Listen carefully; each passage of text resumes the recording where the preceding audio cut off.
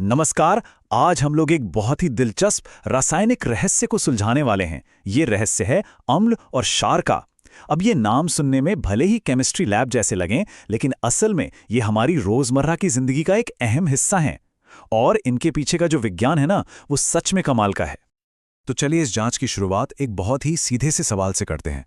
कभी सोचा है कि नींबू का स्वाद खट्टा क्यों होता है और साबुन का कड़वा? हम सबने ये महसूस किया है ना, पर आखिर ऐसा होता क्यों है? इसके पीछे छिपे हैं हमारे दो मेन सस्पेक्ट्स, एसिड्स और बेसिस, यानी अम्ल और क्षार।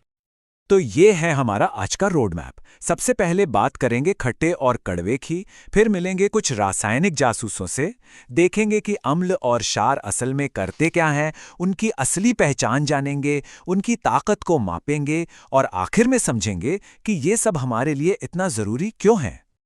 ओके, तो शुरू करते हैं अपनी जांच का पहला हिस्सा। हम शुरुआत करेंगे सबसे बेसिक ऑब्जर्वेशन से, यानी स्वाद से, और एक बहुत ही सिंपल से टेस्ट से। तो हमारे सामने हैं दो मेन सस्पेक्ट्स, अम्ल और क्षार। पहला सुराग वो है इनका स्वाद। अम्ल जैसे कि नींबू स्वाद में खट्टे होते हैं, दूसरी तरफ क्षार जैसे साबुन कड़वे होते हैं। और दूसरा सुराग है लिटमस पेपर। ये एक तरह का केमिकल आईडी कार्ड है। अम्ल नीले लिटमस को लाल कर देते हैं और क्षार ठीक इसका उल्टा, लाल लिटमस को नीला। अब जाहिर है हम हर चीज को चख कर तो नहीं देख सकते, है ना? वो काफी खतरनाक हो सकता है। इसीलिए हमें कुछ खास रासायनिक जासूसों की जरूरत पड़ती है जो हमें बिना चखे बता सकें कि कोई चीज एसिड है या बेस। और इन्हीं जासूसों को हम कहते हैं इंडिकेटर्स। तो ये इंडिकेटर्स या सूचक आखिर हैं क्या? देखिए, ये ऐसे कमाल के पदार्थ होते हैं जो एसिड या बेस के कांटेक्ट में आते ही अपना रंग या अपनी गंध बदल लेते हैं, बिल्कुल किसी जासूस की तरह जो हमें इशारा करके बताते हैं कि हम सही रास्ते पर हैं या नहीं। तो हमारी इस जासूसी किट में है क्या क्या? इसमें कई तरह के इंडिकेटर्स हैं। कुछ तो बिल्कुल नेचुरल हैं, जैसे लिटमस या फिर हल्दी जो हम सबके किचन में होती है। कुछ लैब में बने सिंथेटिक इंडिकेटर्स हैं, जैसे फिनोल्फ्थलीन। और कुछ तो और भी मज़ेदार हैं जो अपनी गंध से बताते हैं, जैसे कि प्याज, वनीला या लौंग का तेल। और इसका एक क्लासिक एग्जाम्पल हम सबने देखा है। कभी ध्यान दिया है कि जब सफ़ेद कपड़े पे लगे हल्दी के दाग पर साबुन रगड़ा जाता है तो वो दाग लाल भूरा हो जाता है? ऐसा इसलिए होता है क्योंकि हल्दी एक नेचुरल इंडिकेटर है और साबुन, जैसा कि हम जानते हैं, बेसिक यानी क्षारीय होता है। और फिर जब कपड़े को खूब सारे पानी से धोते हैं तो वो वापस पीला हो जाता है ना कमाल? ये केमिकल डिटेक्टिव्स हमारे चारों तरफ हैं। ओके, तो अब तक हमने अपने सस्पेक्ट्स की पहचान करना सीख लिया है। अब वक्त है ये देखने का कि ये एक्शन में कैसे दिखते हैं, यानी अम्ल और क्षार दूसरे पदार्थों के साथ रिएक्ट कैसे करते हैं। यहाँ एक बहुत ही इंटरेस्टिंग एक्सपेरिमेंट हो रहा है।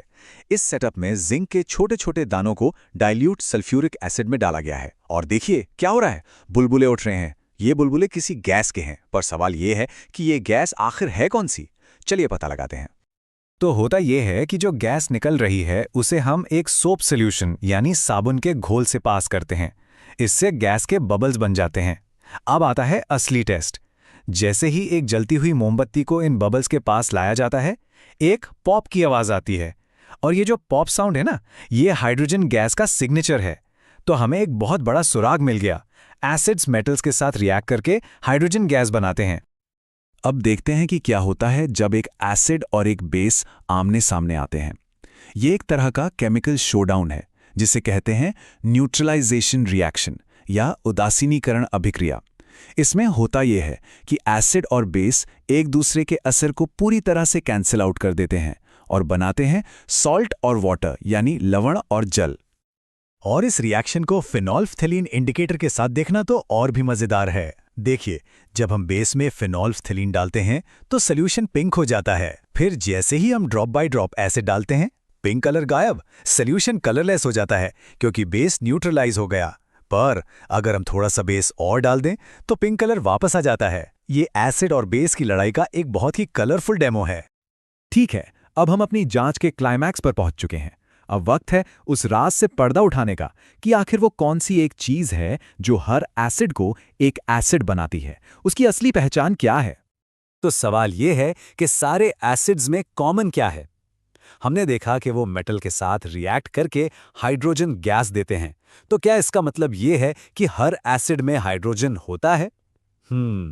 चलिए इस गुत्थी को सुलझाते हैं। अब देखिए इस एक्सपेरिमेंट को। ये हमारी जांच का सबसे बड़ा सबूत है। जब एक एसिड सॉल्यूशन से बिजली पास की जाती है तो बल्ब जल उठता है। इसका मतलब है कि एसिड सॉल्यूशन इलेक्ट्रिसिटी कंडक्ट करता है। पर मजे की बात यह है कि जब यही काम ग्लूकोज या अल्कोहल सॉल्यूशन के साथ किया जाता है तो बल्ब नहीं चलता, जबकि उनमें भी हाइड्रोजन होता है। तो इसका मतलब क्या हुआ? इसका मतलब यह है कि एसिड सॉल्यूशन में कुछ ऐसा है जो चार्ज को कैरी कर सकता है, और वो चीज है आयन्स। और यहीं पे पूरा राज खुल जाता है।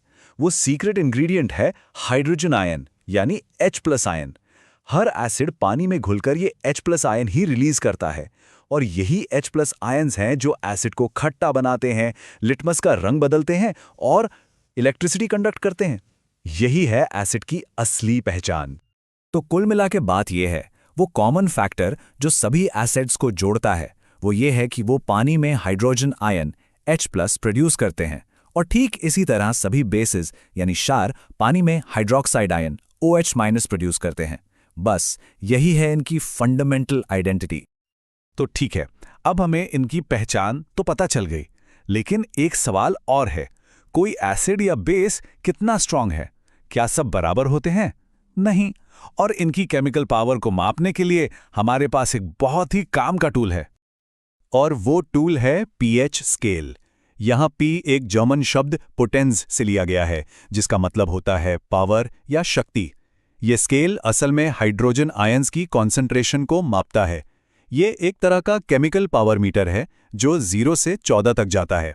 बिल्कुल बीच में 7 पर होता है न्यूट्रल, जैसे कि साफ पानी।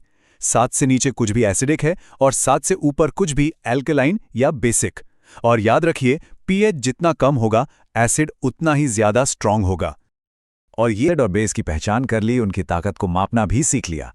पर सबसे बड़ा सवाल, ये सब मायने क्यों रखता है? हमारी दुनिया में इसकी क्या अहमियत है?